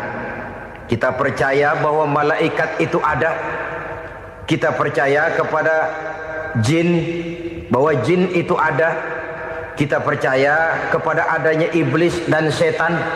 Bukan percaya kepada iblis dan setannya, percaya bahwa iblis dan setan itu ada. Itu termasuk salah satu daripada sifat orang yang bertakwa kepada Allah. Saudara-saudara kaum muslimin rahimakumullah, kecenderungan pembangunan yang lebih bersifat materialistis biasanya menggeser aspek kehidupan rohani. Orang berpikir empiri, dan dalam pola pikir yang demikian, maka alam gaib tidak lagi mendapat perhatian. Aspek kehidupan yang bersifat rohaniah malah mulai ditinggalkan. Akibatnya terjadilah kepincangan di dalam kehidupan kita. Pernah ada satu pengalaman pribadi. Dalam perjalanan kembali ke tanah air, dalam pesawat di sebelah kanan saya duduklah seorang Jerman, namanya Heiner Simonsen. Iseng saya ajak kenalan, saya ajak ngobrol, saya tanya dia. Saya bilang, Mas Heiner ini, kalau pesawat yang kita tumpangi ini jatuh ke bawah, kira-kira apa yang bakal terjadi, Mas? Dia bilang, kita semua akan mati. Begitu? Iya. Oke. Apa itu mati? Tanya saya. Dia bilang untuk tahu apa itu mati, kita harus tahu lebih dahulu apa itu hidup. Saya pikir nih bule bisa ngomong juga. Baiklah kata saya. Apa hidup menurut Anda itu? Oh, hidup itu dia bilang, kalau seluruh anggota badan kita bekerja secara normal, paru-paru memompa darah secara normal, jantung berdetak secara normal, sel-sel tubuh bekerja secara fit, dan organisme tubuh hanya mau bekerja secara normal, dia bilang, kalau kita memberi makan yang cukup, menu yang teratur, dan gizi yang lengkap. Saya bilang, kesimpulannya apa, Ner? Dia jawab, hidup adalah dari tangan ke mulut. Life is from the hand to the mouth, kata dia. Hidup adalah dari tangan ke mulut. Jadi masalah hidup tidak lebih daripada masalah isi perut. Orang pergi pagi, pulang sore, peras keringat, banting tulang, perut yang dibelain. Saya bilang, you are wrong. Sampean salah, Ner. Kamu orang Islam bukan? Bukan. Pantas. Kenapa saya salah? Dia bilang, ya jelas salah. Salahnya di mana? Kamu ini manusia. Kalau hidup cuma dari tangan ke mulut, saya bilang, kambing di kampung saya juga begitu pikirannya, Ner. Itu kambing di kampung saya, asal perutnya kenyang, sudah hidup dia. Perkara besok bagaimana, lusa prospeknya macam mana, bulan depan ada apa, kambing nggak pernah mikir. Di kampung saya kambing juga pikirannya begitu. Kamu Kristen ya? Tadinya. Loh kok tadinya, lalu apa sekarang kamu ini? Dia bilang, sekarang saya netral. Saya tidak beragama, tapi saya percaya kepada Tuhan sebagai pencipta alam. Saya ingat benar dia bilang, I haven't any religious, but I believe to God as the creator of the world. Kenapa bisa netral begitu, Ner? Habis saya bingung katanya. Islam bilang Islam baik, Kristen bilang Kristen baik, Hindu Buddha bilang Hindu Buddha baik, semua agama baik. Saya netral sekalian, nggak beragama. Yang penting saya percaya kepada Tuhan. Saya bilang, Ner, kamu ini kayak orang mau beli celana, lalu bingung. Yang satu bilang Levi's bagus, yang satu bilang Blue Jean hebat, yang satu bilang Wool England hebat. Celana ini hebat, celana itu bagus, celana ini hebat. Semua celana bagus, kamu bingung. Akhirnya netral, tidak pakai celana. Itu juga salah. Saya pikir-pikir, kemudian saya melihat bahwa dua pola berpikir Henner ini nampaknya sudah mulai menggejala di lingkungan masyarakat bangsa kita. Disadari atau tidak, secara jujur kita harus berkata, dua pola pemikiran Henner ini mulai berkembang di tengah masyarakat bangsa kita. Pertama, pola pikir materialisme. Hidup adalah dari tangan ke mulut. Masalah hidup tidak lebih masalah isi perut. Itu yang perlu dibela, dan disitulah arti kehidupan. Pergi pagi, pulang sore, peras keringat, banting tulang untuk mempertahankan perut. Kalau sudah kemari cara orang berpikir, maka buat apa percaya kepada yang gaib? Untuk apa sholat? Untuk apa puasa? Untuk apa zakat? Untuk apa menghadiri majelis taklim? Tanpa kepercayaan kepada yang gaib, hidup berjalan menurut alur empiris dan materialis. Kalau sudah ke sana cara orang berpikir, biasanya orang lalu cenderung menghalalkan segala cara. Hanyalah orang yang percaya bahwa akhirat ada. Hanyalah orang yang percaya bahwa alam kubur itu ada. Hanyalah orang yang percaya bahwa malaikat itu ada, hidupnya akan lebih terarah dan terkendali. Karena kepercayaan kepada yang gaib, yang merupakan fase daripada kehidupan setelah hidup yang sekarang ini, mewarnai gerak pribadi seseorang di dalam dia melakukan kegiatan hidupnya. Pola berpikir materialisme, disadari atau tidak, mulai menggejala di lingkungan masyarakat bangsa kita. Hidup tidak lebih dari urusan tangan ke mulut, mulut ke tangan, tangan ke mulut. asal perut sudah kenyang, hiduplah sudah. Perkara bagaimana prospek hari yang akan datang, bagaimana akhirat, tidak jadi persoalan. Ini yang oleh Nabi diperingatkan, ad-dunya sijnul mu'min wa jannatul kafir. Dunia adalah penjara bagi orang beriman dan surga bagi orang kafir. Dulu di zaman Belanda hadis ini pernah disalah tafsirkan, disalah artikan, digunakan sebagai senjata untuk mengkebiri dan membuat impoten umat Islam. Sudahlah umat Islam gak usah macam-macam, kata Belanda. Dunia ini kan penjara buat orang Islam, surga buat orang kafir. Di penjara jangan bertingkah.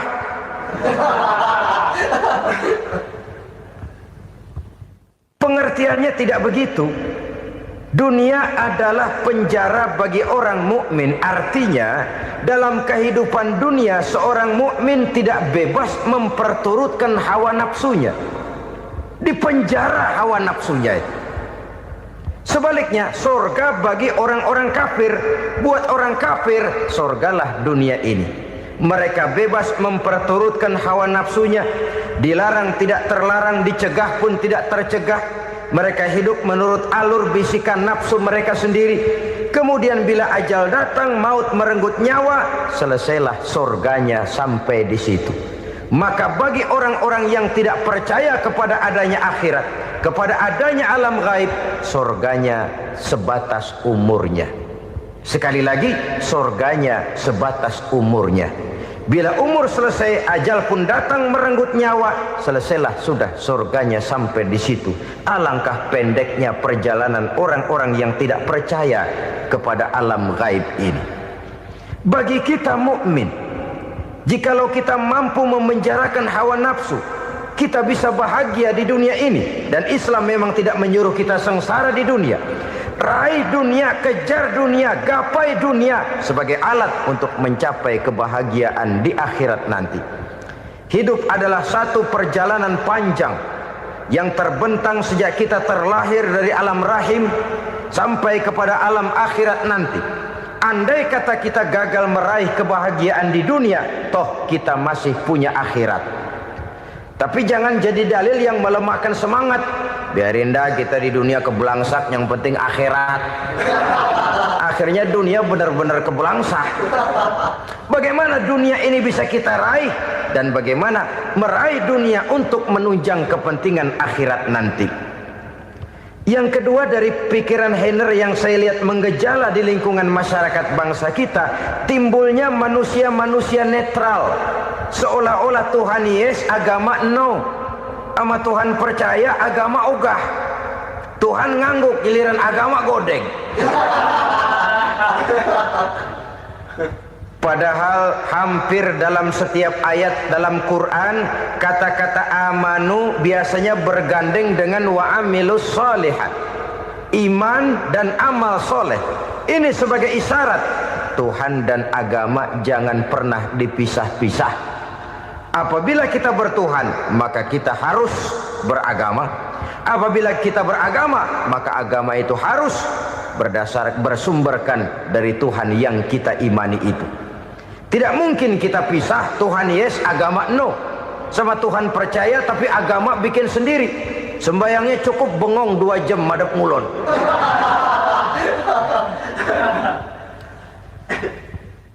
Saudara-saudara kaum muslimin rahimakumullah. Jadi dengan demikian, agama yang kita akui merupakan unsur mutlak di dalam pembangunan sekarang ini, merupakan bagian dari kehidupan yang menuntun kita bahwa di balik alam nyata ini, di balik alam syahadah ini ada alam gaib. Dan mudabbir, murabbi, yang mengatur, yang menguasai, yang memelihara baik dia alam nyata, baik dia alam gaib, tidak lain adalah Allah Subhanahu wa ta'ala. Di sana ada satu super power, satu maha kekuatan yang kita perlu bersandar kepadanya. Sebagai makhluk nyata yang hidup di alam nyata, berbuatlah secara nyata sebagaimana harusnya kita berbuat. Karena Islam jelas bukan agamanya orang pemalas. Islam jelas bukan agamanya orang yang mengajarkan setelah selesai sholat boleh duduk, nggelenggem ayam-ayam, ndelohom. menghitung bintang di langit sambil menunggu keajaiban? Tidak. Islam adalah agama yang mengajarkan apabila sholat sudah selesai kamu kerjakan, bertebaranlah di permukaan bumi, cari karunia Tuhanmu. Jangan hidup berpangku tangan menunggu keajaiban, karena hidup bukan undian. Jangan berharap untung besar tanpa mau peras keringat. Tapi di sebalik itu toh kita juga harus yakin bahwa di sisi usaha nyata yang kita lakukan ada satu super power, satu maha kekuatan gaib yang menentukan berhasil dan tidaknya usaha kita.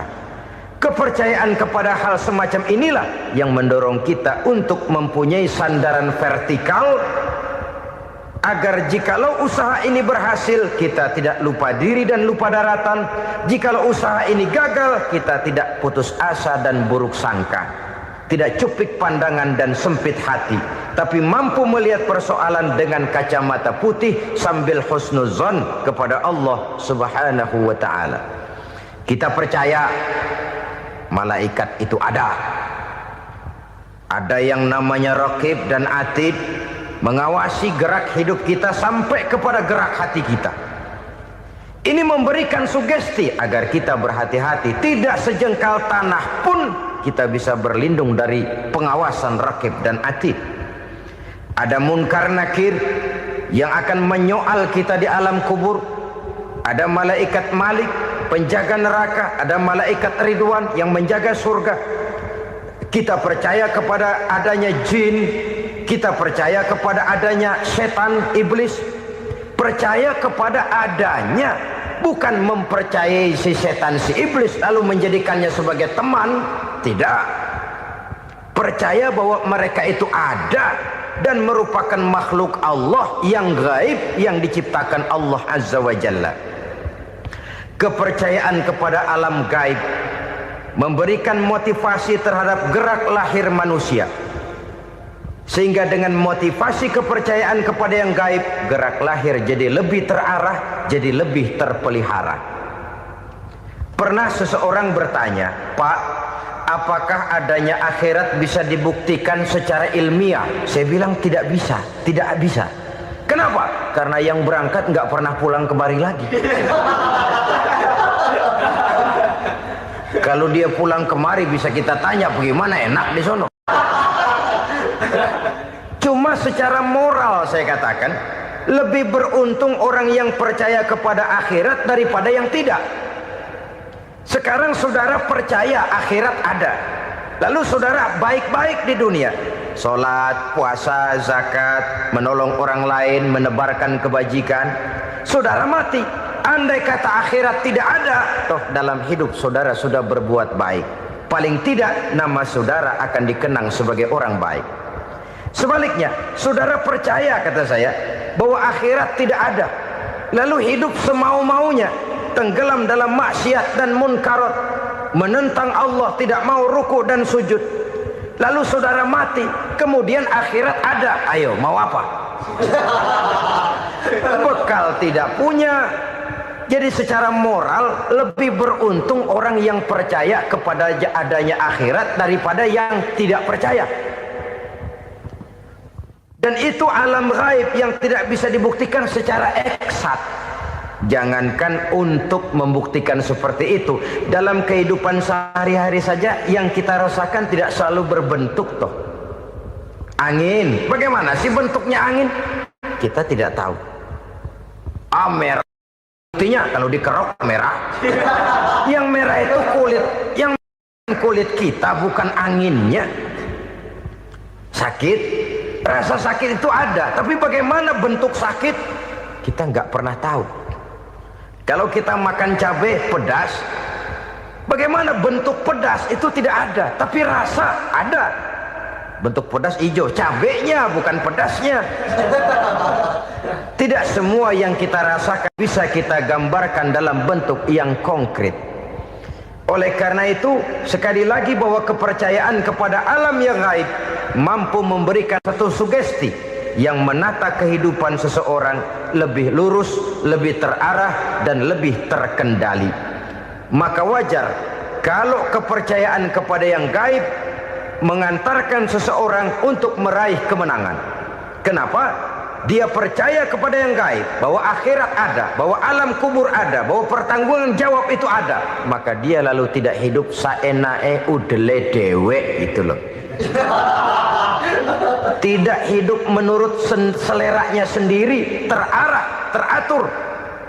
Ini cirinya yang pertama. Orang bertakwa yang akan meraih kemenangan, mereka beriman, mereka percaya kepada yang gaib.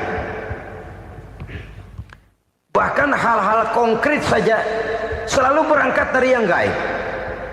Saudara-saudara, para remaja, para pemuda sekarang ini tidak pernah tahu toh siapa yang akan jadi teman hidup saudara. Kita bisa saja ngerancang, mentargetkan, tapi toh akhirnya yang namanya jodoh bukan kekuasaan kita. Rezeki di luar kemampuan kita. Begitu juga ajal, maut, jodoh, ajal adalah contoh-contoh konkret bahwa pada akhirnya yang gaiblah yang menentukan. Bertahun-tahun ngelancong, emang jodoh seret, nggak jadi.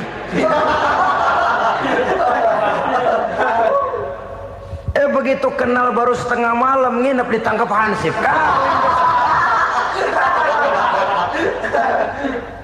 Hal-hal semacam itu kadang-kadang kita berpikir suuzon, gile, perempuannya cakep banget, lakinya rebek amat. Memang begitulah jodohnya. Memang begitulah jodohnya. Saudara hadirin ma'asyiral muslimin yang saya hormati, jadi hal-hal yang konkret saja kita yakini sepenuhnya ditentukan oleh satu superpower yang gaib itu tadi. Dari sanalah segala ketentuan itu berangkat dan kesanalah segalanya akan kembali. Maka kepercayaan kepada yang gaib meluruskan gerak hidup seseorang dan itu akan mengantarkan dia kepada meraih kemenangan. Satu.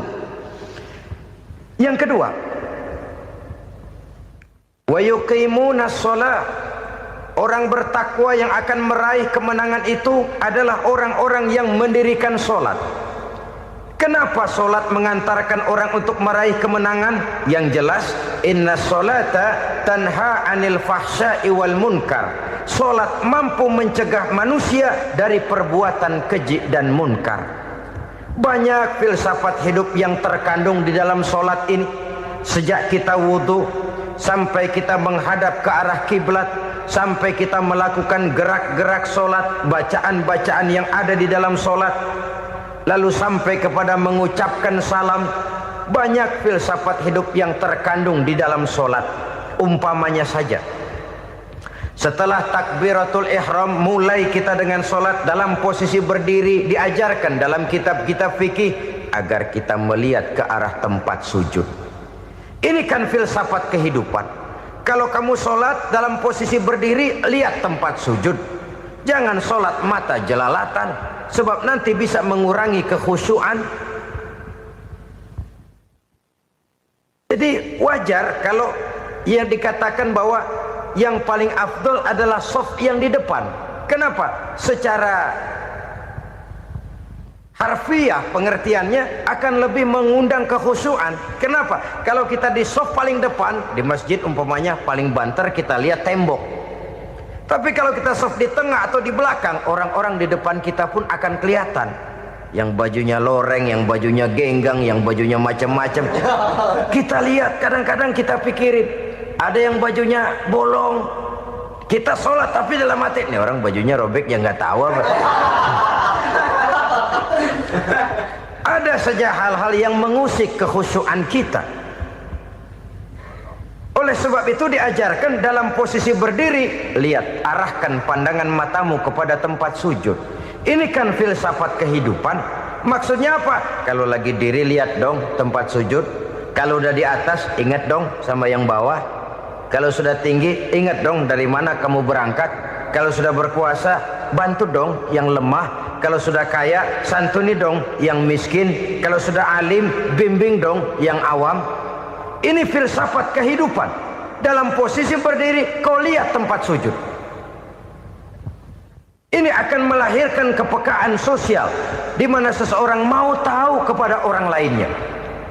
Bagaimanapun kaya kita, tinggi pangkat dan jabatan kita, jikalau hidup hanya untuk kepentingan perut sendiri saja, rasanya belum membawa manfaat di dalam kehidupan kita. Tapi efek yang tertinggi sesungguhnya, solat mencegah manusia dari perbuatan keji dan munkar. Perbuatan keji dan munkar, walaupun kelihatannya mendatangkan uang, membawa keuntungan, tapi itu keuntungan semu, keuntungan sementara. Dengan menipu orang lain kita bisa dapat untung, tapi tidak membawa berkah, dan itu adalah kerugian besar dalam kehidupan kita. Maka untuk meraih kemenangan harus dimulai dengan membentuk kepribadian yang tegar, memiliki sandaran vertikal yang langsung kepada Allah Subhanahu wa ta'ala, dan itu hanya bisa kita tempuh melalui jalur ibadah formal yang sudah ditentukan Allah, yakni solat yang 5 waktu. Untuk memperkuat itu ada solat-solat sunnah, rawatib, nawafil sebagai terminal kontrol cadangan untuk memelihara stabilitas temperatur batin di dalam kita berhubungan dengan zat yang maha gaib, yaitu Allah Subhanahu wa ta'ala. Orang sering bertanya, Pak, itu tetangga saya nggak sholat, duitnya nggak habis-habis, Pak. Nggak sholat tapi mobilnya tambah terus, nggak sholat tapi usahanya makin maju. Tapi di sisi lain ada orang yang rajin sholat, rezekinya butak bener, anaknya mana kurus, mana korengan. Saudara hadirin ma'asyiral muslimin rahimakumullah, harus saya katakan bahwa solat memang bukan untuk cari duit. Solat adalah sandaran vertikal kita kepada Allah. Sedangkan soal rezeki itu berkaitan dengan sifat Allah maha pengasih dan maha penyayang. Allah maha pengasih, siapapun dikasih kalau mau usaha. Allah maha penyayang, tidak semua orang disayang oleh Allah Azza wa Jalla. Dan belum tentu banyak harta itu merupakan nikmat. Mungkin juga istidraj. Artinya istidraj itu dikasih tapi diambulin, kalau bahasa Betawinya itu. Dikasih tapi diambulin, itu bukan merupakan nikmat sesungguhnya, lebih merupakan azab dari Allah Subhanahu wa ta'ala. Agama mempunyai sistem solat, dan kita umat Islam telah dituntun oleh Allah Subhanahu wa ta'ala yang wajibnya 5 kali dalam sehari semalam mendirikan solat, dan itu tentu berada dalam jangkauan kemampuan manusia. Pada awalnya barangkali kita memang merasa solat itu satu kewajiban, tapi semakin kita hayati makna, manfaat dan filsafat yang terkandung di dalam ajaran solat, semakin sampai kita kepada keyakinan bahwa solat adalah keperluan kita. Sehingga pada waktu tertentu dinilai puncaknya, kita tidak lagi akan berkata saya wajib sholat, tapi kita akan berkata saya perlu sholat. Kalau kita sudah merasakan itu adalah keperluan kita, nah di sanalah kita baru akan merasakan ruginya kalau hal itu tidak kita laksanakan. Sepanjang kita masih berkata saya wajib sholat, kita akan lebih merasakan dia sebagai beban ketimbang sebagai keperluan. Yang jelas Allah tidak memerlukan ibadah yang kita laksanakan ini. Dengan kata lain,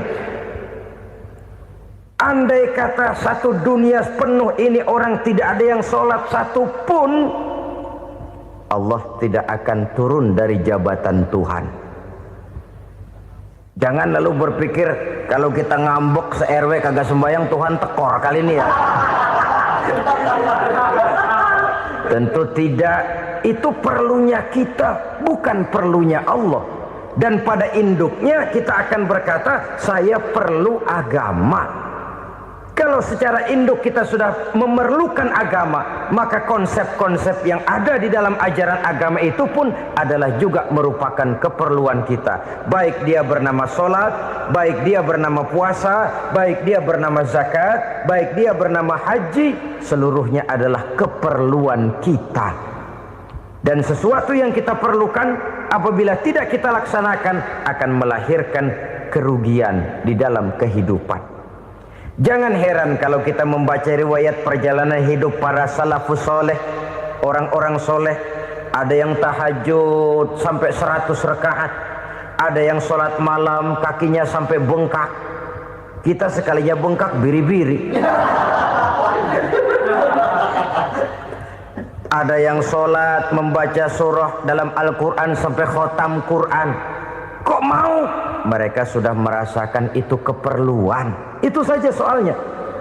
Satu saat pun jikalau kita merasa bahwa itu keperluan saya, kita pun akan melaksanakan seperti itu. Keperluan saya dalam kehidupan. Inilah yang kedua. Yang ketiga, orang bertakwa yang akan meraih kemenangan itu, wa mimma razaqnahum yunfikun. Mereka membelanjakan sebagian daripada rezeki yang diberikan Allah kepada mereka. Mereka infakkan di jalan Allah. Ada satu dialog menarik. Satu hari seorang anak muda bertemu dengan seorang kakek-kakek yang sudah dikenalnya baik. Bertanyalah anak muda ini, "Kek, umur kakek berapa tahun?" 15 tahun, kata si kakek. "Anak kakek berapa orang?" 1. "Harta kakek berapa banyak?" 15 juta. Si anak muda ini bengong, lalu protes, "Kok kakek bohongin saya?" "Kenapa?" "Saya tahu umur kakek 70 tahun. Kenapa ngaku 15? Saya tahu anak kakek 5. Kenapa bilang 1? Saya tahu kakek miliuner, miliaran uang kakek. Kenapa ngaku cuma 15 juta? Begini, kata si kakek tadi. Benar, umur saya 70 tahun. Tapi dari umur yang 70 tahun itu baru 15 tahun terakhir ini saya merasakan ibadah kepada Allah. Meninggalkan maksiat, jauh dari segala macam munkarat. Maka yang 15 tahun inilah yang benar-benar saya rasakan sebagai umur saya. Benar anak saya 5, tapi yang 4 susah diatur. Cuman 1 rasanya nih yang bakal jadi si buah hati belahan jantung berlanjut cerita penerus sejarah.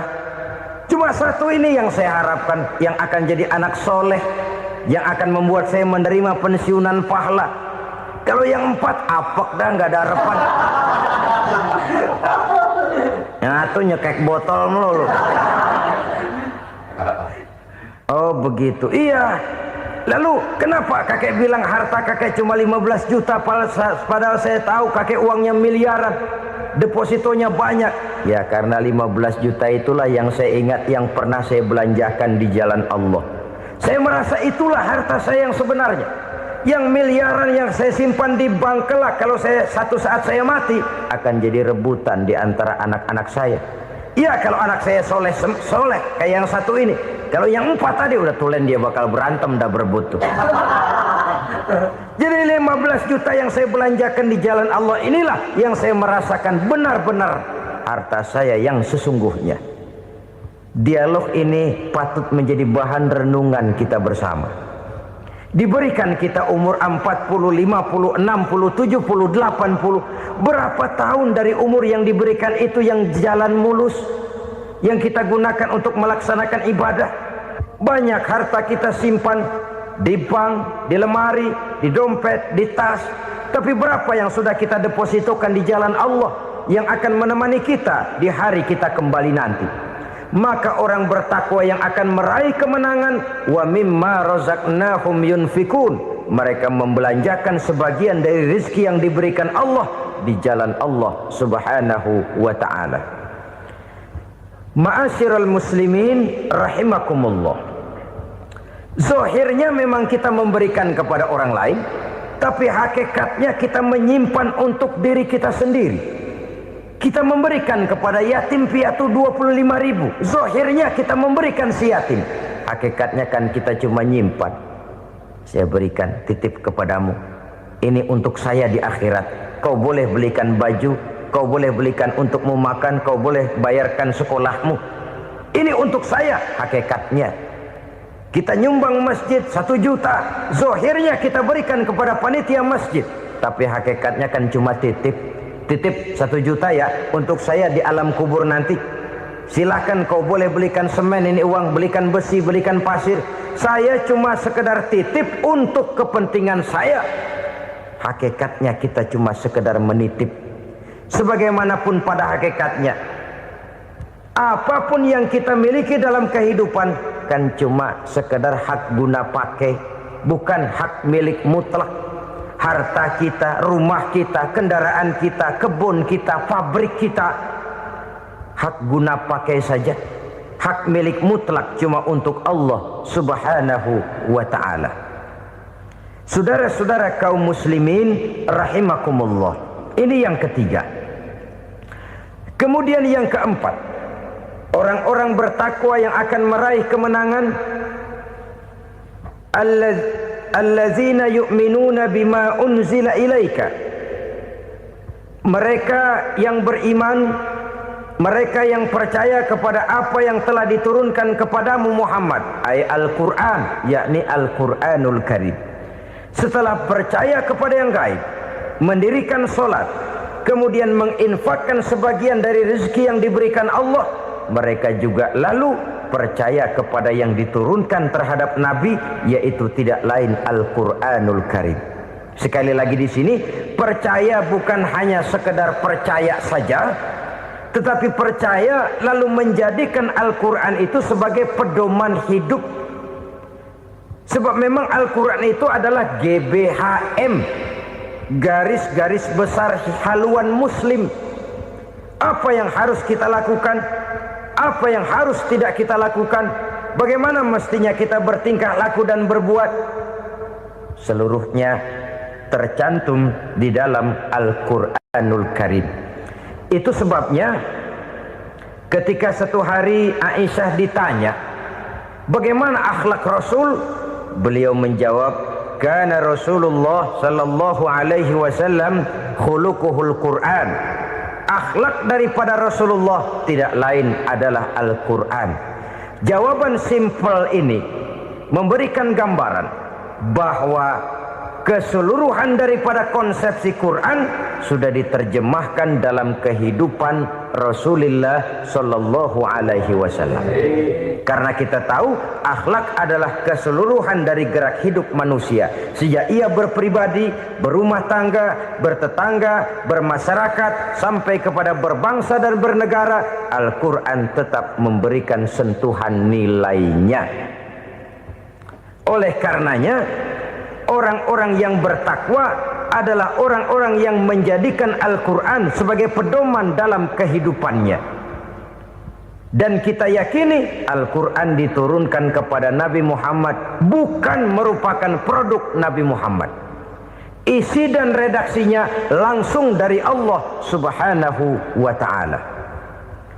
Kemudian cirinya yang kelima, orang bertakwa yang akan meraih kemenangan itu, wa ma unzila min qablika. Tidak hanya sekedar percaya kepada yang diturunkan terhadap Nabi Muhammad, yaitu Al-Quran, mereka juga percaya kepada apa yang pernah diturunkan kepada para nabi, kepada para rasul sebelum Nabi Muhammad. Percaya kepada adanya suhuf, percaya kepada adanya Taurat, percaya kepada adanya Injil, percaya bahwa Allah dahulunya sudah menurunkan Taurat kepada Musa, percaya bahwa Allah sudah menurunkan Injil kepada Isa, percaya Injil ada, Taurat ada, diturunkan Allah untuk Isa dan Musa, tetapi tidak wajib mengamalkannya karena kita sudah diberikan Al-Quranul Karim. Ini yang perlu saya garis bawahi. Kita percaya Allah telah menurunkan Injil dahulu kepada Isa. Kita percaya bahwa Allah telah menurunkan Taurat dahulunya kepada Nabi Musa. Kadang-kadang ini dijadikan dalih, dikacaukan pengertiannya. Quran saja mengajarkan bahwa orang yang bertakwa harus percaya kepada Injil, maka pakailah Injil. Apalagi kalau ayat sebelumnya ditilap, dihapus, dihilangkan, Injilnya yang ditekankan, maka akan terjadilah penekanan yang salah arah. Karena salah arah akhirnya bisa merusak dan menghancurkan akidah. Ketika Rasul suatu saat pernah ditanya orang, "Ya Rasul, bagaimana sikap kita sebagai muslim terhadap Injil yang ada sekarang?" Beliau menjawab, "La tukadzibuhu jami'an wa la tusaddiquhu jami'an." Jangan didustakan seluruhnya, jangan juga dibenarkan semuanya. Artinya, ini sudah merupakan gambaran dari Rasul bahwa dalam Injil yang ada sekarang masih ada ajaran-ajaran tauhid yang dibawa oleh Nabi Isa dan diajarkan kepada umatnya. Tapi juga dalam Injil yang sekarang ini sudah terkena intervensi dan investasi manusiawi. Karena itu Rasul menyimpulkan, la tukadzibuhu jami'an wa la tusaddiquhu jami'an. Jangan didustakan semua, jangan dibenarkan seluruhnya. Kita memang percaya Allah telah menurunkan Injil kepada Nabi Isa dulu, tapi kita tidak wajib mengamalkan Injil. Kita percaya Allah telah menurunkan Taurat kepada Nabi Musa, tapi kita tidak wajib mengamalkan kitab ajaran Taurat. Yang wajib kita percayai dan kita amalkan hanyalah Al-Quranul Karim. Kenapa? Oleh karena baik yang ada di dalam Taurat, baik yang ada di dalam Injil, tentu tercakup di dalam Al-Quran sebagai kitab terakhir yang diturunkan oleh Allah Subhanahu wa Ta'ala. Dan itu wajar. Kalau seorang pejabat mau mengeluarkan satu keputusan baru, tentu dia harus meninjau keputusan-keputusan lama. Andai kata dianggap tidak berlaku, dianggap tidak relevan lagi, maka keputusan-keputusan lama itu tentu sudah dianggap tidak berlaku. Sebagian daripada aturan-aturan dalam keputusan lama yang masih dianggap relevan tercantum dalam keputusan baru yang wajib diamalkan. Begitulah hubungannya antara Al-Quran, Taurat, Zabur, dan Injil. 4 kitab samawi yang diturunkan Allah masing-masing kepada Zabur untuk Nabi Daud, Taurat untuk Nabi Musa, dan Injil untuk Nabi Isa alaihi wassalatu wassalam. Ketiga-tiga kitab itu kita percayai adanya. Kita yakini Allah telah menurunkan Zabur, Taurat, dan Injil. Tapi kita tidak wajib mengamalkannya.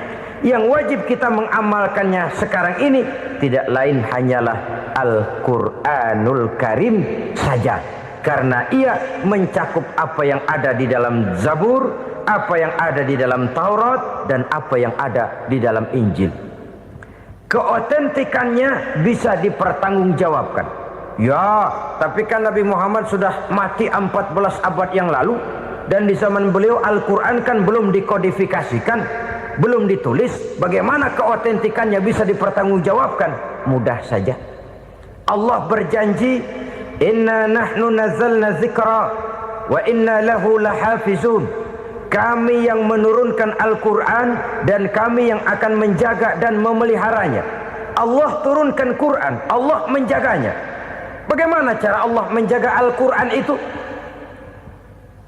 Banyaknya orang-orang yang hafaz Al-Quran.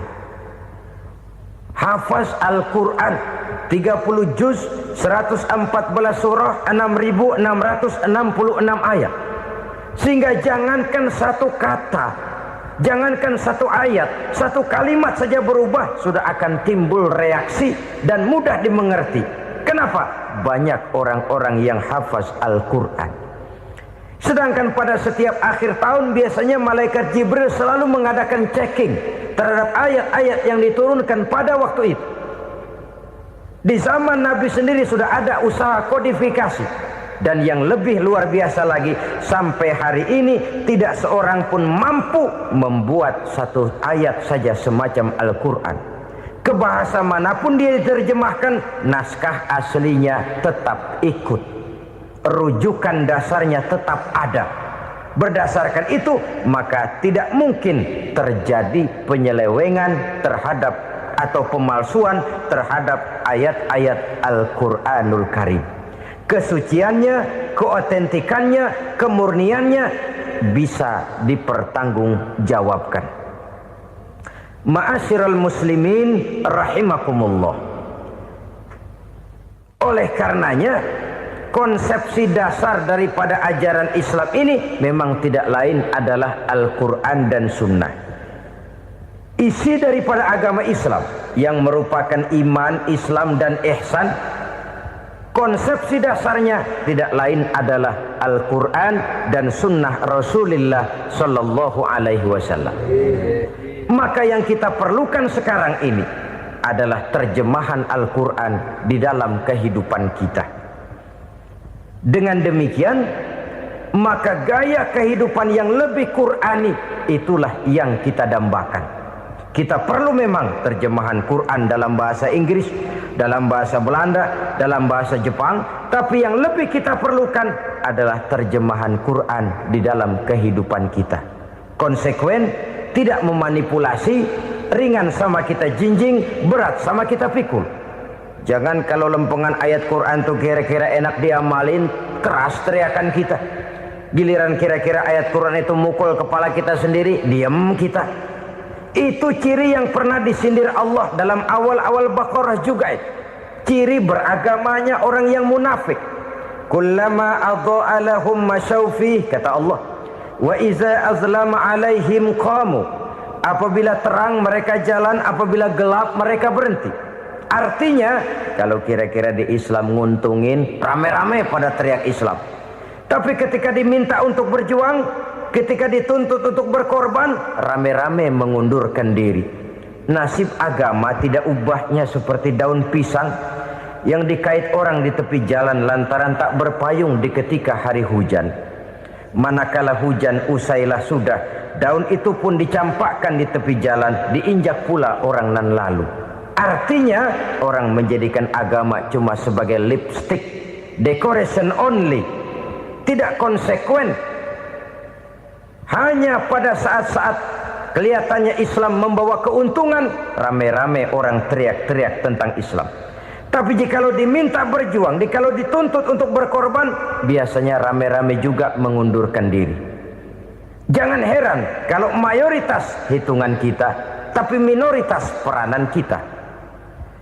Kuantitas kita dalam jumlah, tapi dalam kualitas kita lebih sering jadi penonton daripada jadi pemain. Padahal itu sangat tidak boleh terjadi. Umat Islam di Indonesia harus bangkit. Umat Islam di Indonesia harus sadar akan keberadaannya. Tidak boleh hanya jadi penonton berpangku tangan. Karena memang agama kita juga mengajarkan untuk konsekuen di dalam menjabarkan ajaran-ajaran daripada agama kita. Kita sering jatuh menjadi umat yang lemah oleh karena kita ini tidak pandai menggalang kebersamaan yang diakibatkan tidak konsekuennya kita. Diistilahkan bahwa umat Islam di dalam menggalang kebersamaannya itu harus seperti orang main sepak bola. Saudara-saudara kan tahu orang main sepak bola itu.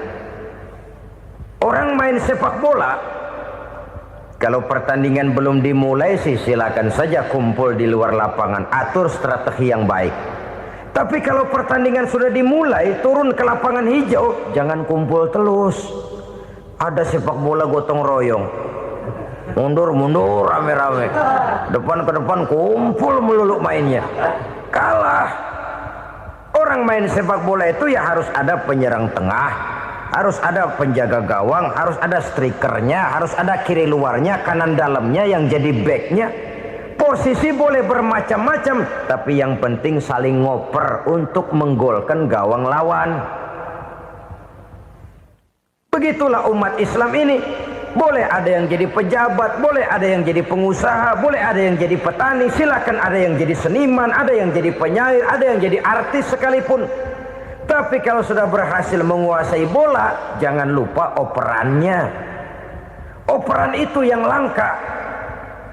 Kita ini muslim kadang-kadang kalau sudah memegang menguasai bola, kalau belum mau mampus, belum mau ngoper. Nanti kalau sudah nggak punya bola, baru mau ngoper. Kalau sudah dengar-dengar mau dekat pensiun, baru mau jihad, baru mau berjuang, baru mau ngurus pesantren. Tanda tangan sudah tidak laku, memo sudah tidak dihargai, baru mau berjuang. Kemarin kemana mas? Kita tidak pandai memanfaatkan posisi. Dengan kata lain, kalau kembali kepada persoalan kita, konsekuensi kita terhadap agama yang kita anut ini belum ideal. Kita masih lebih sering berislam ini pada saat-saat yang menurut perhitungan kita membawa keuntungan. Tapi kalau diminta berjuang, dituntut berkorban, yang itu pun hakikatnya adalah untuk kepentingan kita juga. Allah tidak pernah menuntut kita untuk jihad bagi kepentingan Allah.